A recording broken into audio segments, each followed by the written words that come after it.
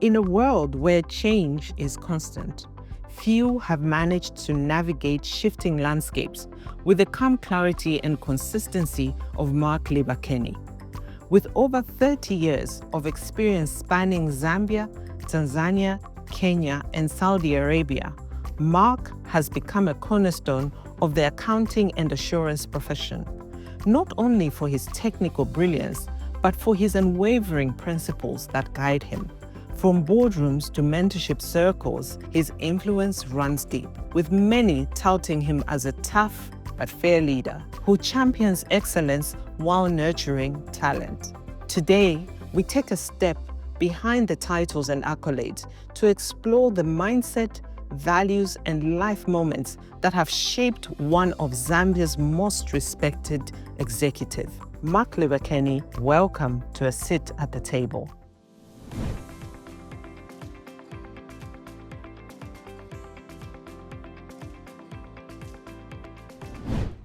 I think the story must certainly start with my father.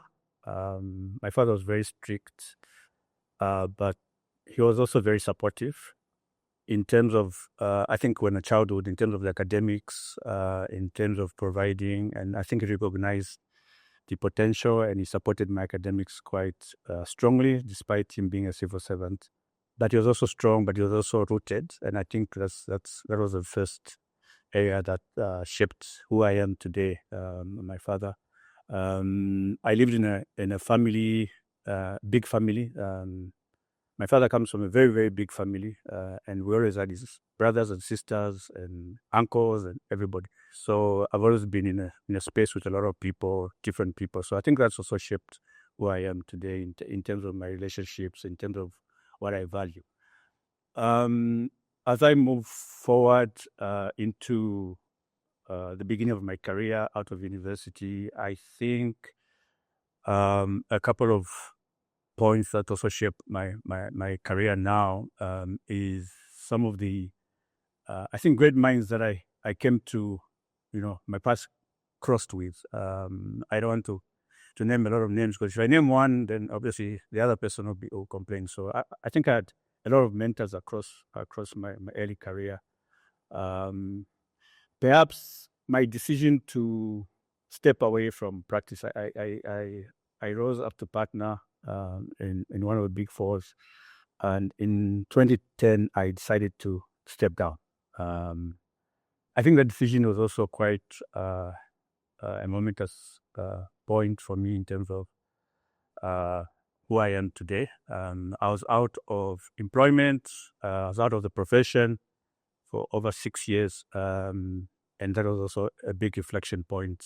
It taught me a lot in terms of, for example, I'm naturally an introvert, but those 5 years made me move out of that space into extrovert. But it also gave me opportunities that I guess I would never have gotten if I had remained in practice. So, for example, I had the opportunity to sit on a couple of boards.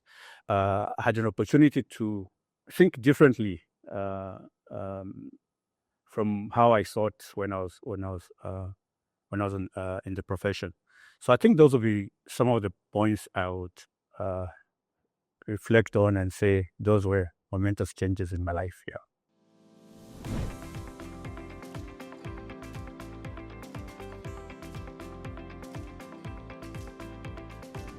I think I've been very rooted, maybe stubbornly so. I'm quite focused on me. I do hear the noise around, but it doesn't shift me. Peer pressure, doing what others are doing, having a timeline, looking at your friends and say, okay, my friend is this level and I'm still at the back. I look at that and I say, okay, it gives me drive, but it doesn't push me to move or to look for shortcuts. So I play to my strengths. I think that's something that I've always espoused. I play to my strengths, and if my strengths, kind of bring me later than where I should be, I accept that. I think I'm been pretty ambitious as well. Not ambitious loud. I think I'm one of the quietest guys, if you think about it, not in your face, but I'm pretty ambitious as well, and I'm pretty focused. So I think those two would be the areas that I think have really grounded me. I'm a very inquisitive guy. I think a lot. Ask myself why all the time, and I look at across. I don't just focus on say my accounting space. I made a decision in early 20, I think it's 2005, 2006 or 27, somewhere there, to shift from accounting, and I decided to do a law degree, evening study. Everybody was shocked, but I just felt I needed a mind shift, and I thought doing a little bit of reading, something very, very different, would help my mind, the way I see things, and I think that was a positive change. So those will be the areas, yeah.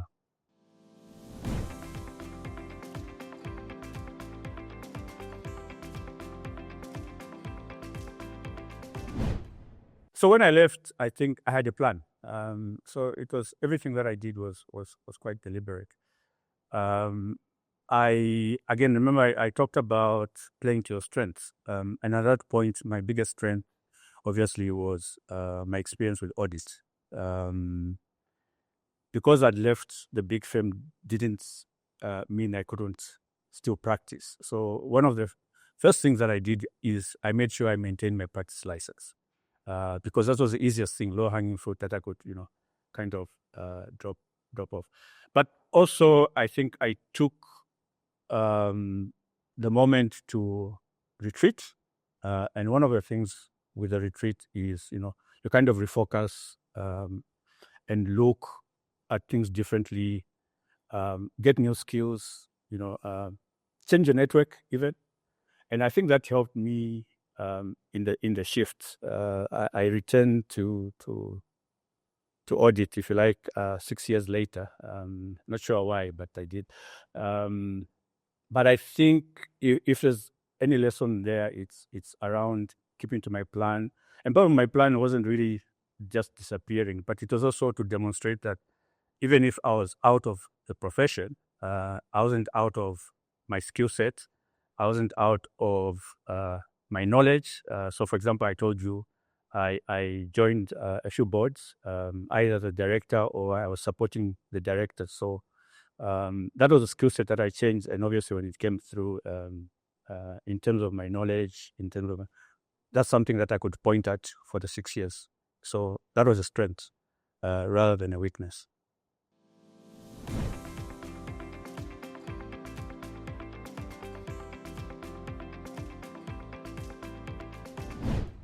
In my career, I've worked with so many great minds, very young, talented minds. Some of them are big shots today. Sometimes I feel like I'm a teacher.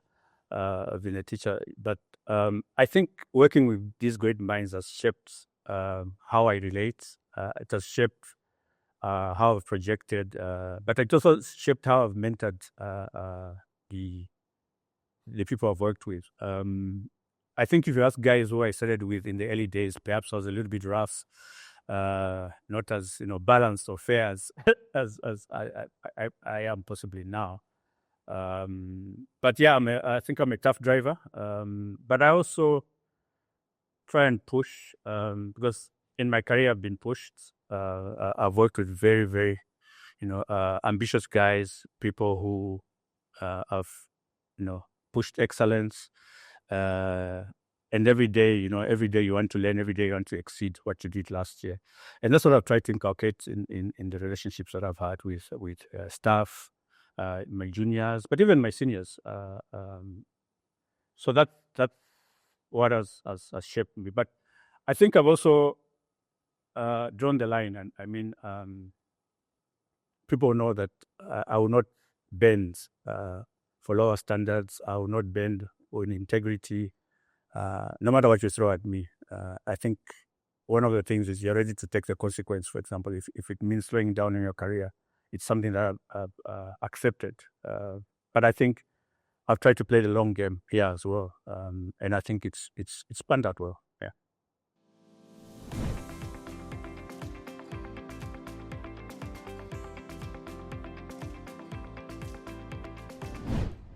So if you think about growth, I think in my mind, growth is about you individually. Over the past years, whenever I have a cohort of new recruits, I'm always given the pleasure to talk to them. And one of the things I talk about is the so-called, I call it your experience bank. We've got 8 hours in the day. What are you depositing into experience bank out of those 8 hours? And what are you taking out?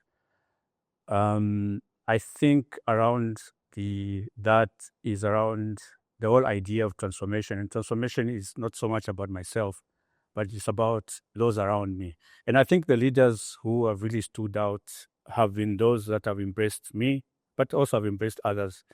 And they've taken me along in their own career journey.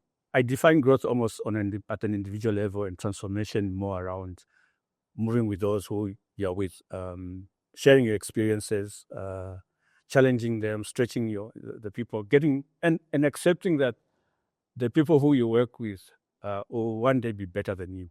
And I think that's also a really, really strong trait for a transformative leader. Accepting that the people you work with will one day be greater than you.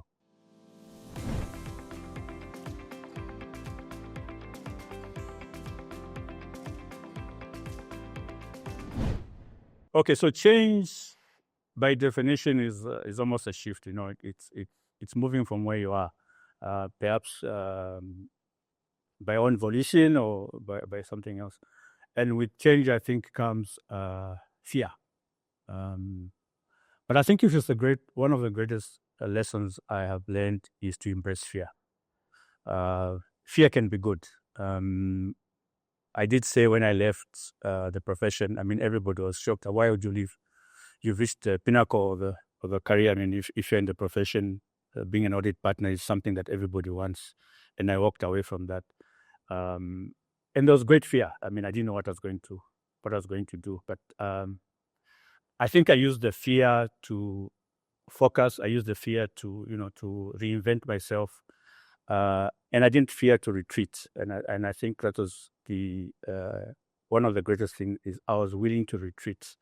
I moved from being in front to being at the back. For a lot of us, after being at the pinnacle of your career, you still want to maintain, being invited to all the cocktails.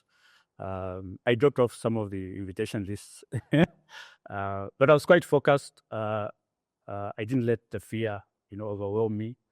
And I think that's one strong thing about change. Change is about fear, but we need to embrace fear and not let fear, kind of take over and influence the decisions, and sometimes wrong decisions that we make. So I think that's something around the change. In my travels, I've had change around culture. Talked about Saudi Arabia. Two different cultures. First of all, the Saudi Arabian culture, but also the project that I work was multicultural. So I need to deal with that. I'd never been. It was the first time I've been on big assignments. I'm out of. At that point, I was getting out of a Quito office. So it was a big change. Seeing so many foreign people around. All of a sudden, you're a small fish in a very large sea. You can get overwhelmed. But again, you look at your routine, look at fear, and again, look at your strengths. Play to your strengths always. Yeah.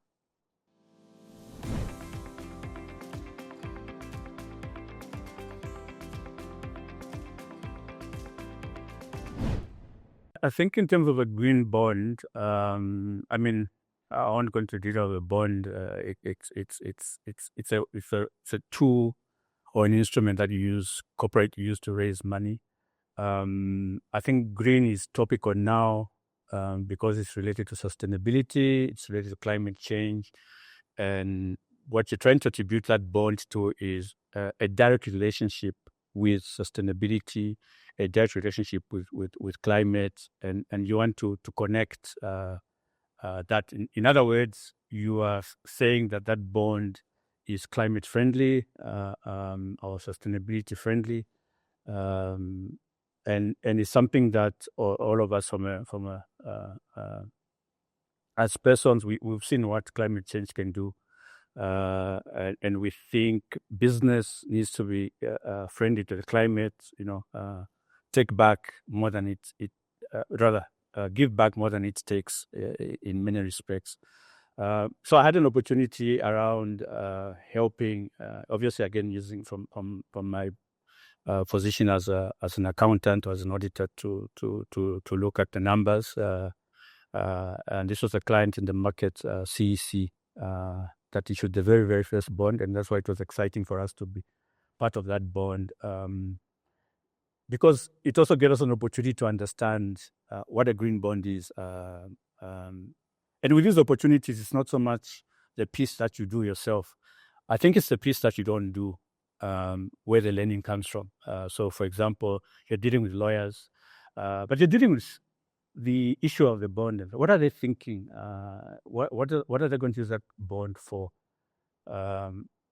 And from yourself personally, then you kind of relate and say, okay, this is a good thing. I'm happy to be part of it, and I'm happy to be green. So, from my background, I have a master's degree in development finance. So I'm quite passionate about credit, particularly around the SME space. So financing and this type of instruments also kind of come naturally to me. It's part of my interest space. So it was in my element as well. But yeah, I think green is also about innovation, and I'm also quite strong around innovation, about creativeness. So yeah, it's there. We've seen an opportunity. We've linked it to the environment, and it's bringing in the money. I talked about the experience bank. I just don't give that advice to our new joiners. I give it to myself. So every day when I wake up, I decide, okay, what am I going to bank today from my own experience? It can be across many faces. So I read a lot. I try to, read as widely as I can. If I'm not reading, I'm using technology now, podcasts and things that give you access to, if I'm driving from home to the office, I'm using that opportunity. I think I also talk to people around me, understand their perspectives. And I'm always looking at, okay, I mean, the geopolitics, for example, that's happening now on the news. I'm always thinking, okay, what move is this guy making? Why is he making it? And what lessons are there for me? Whether it's a risk, to manage the risk, or is there an opportunity for me that I can apply this? So it keeps me agile as well. I think that's what keeps you agile. I accept that everything changes. I accept that I don't know everything. But I always give myself a fighting chance. Yeah.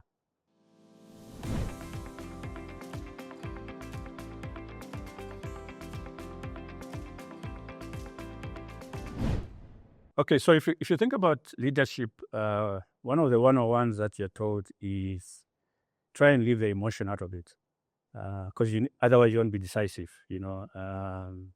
So if there's a problem or there's a decision that you need to make, be dispassionate and use your head more than your heart. I know there's emotional intelligence that came through, but the traditional was use your head, not your emotion. That's a little different from the family side. Family side, the emotion is a very big part of things that you need to do. And if you're making decisions for your children, for yourself, you can't just dump the emotions. And I think those are some of the most difficult decisions. I mean, in the office, I can make a decision like that. If I'm at home and say I'm trying to make a decision about, okay, which school does somebody go to, or am I seeing bad grades?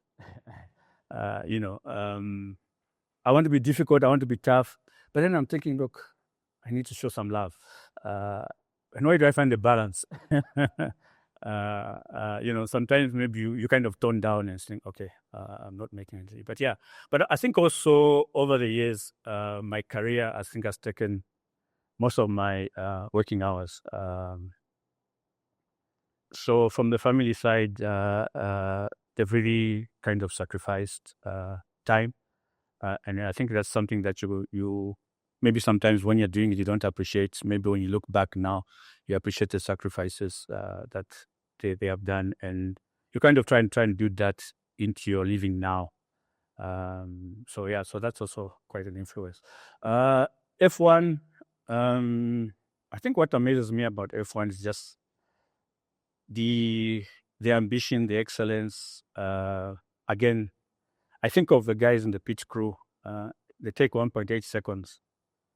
There are 24 guys in that space, but they don't get in each other's way.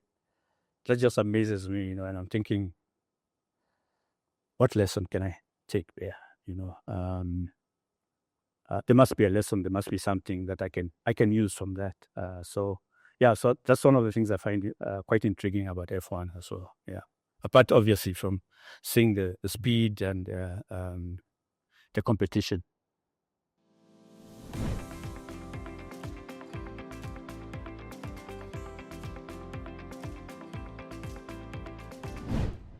Work to your strengths.